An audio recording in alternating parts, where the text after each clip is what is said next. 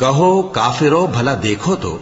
अगर तुम पर अल्लाह का अजाब आ जाए या क़यामत आ मौजूद हो तो क्या तुम ऐसी हालत में अल्लाह के सिवा किसी और को पुकारोगे? अगर सच्चे हो तो बताओ। नहीं, बल्कि मुसीबत के वक्त तुम उसी को पुकारते हो, तो जिस दुख के लिए उसे पुकारते हो वो अगर चाहता है तो उसको दूर कर देता है, और जिनको तुम शरीक बनाते हो उस वक्त उन्हें भूल जाते हो। और हमने तुमसे पहले बहुत सी उम्मतों की तरफ पैगंबर भेजे,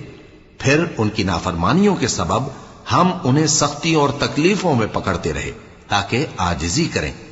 तो जब उन पर हमारा अजाब आता रहा वो क्यों नहीं आजिजी करते रहे,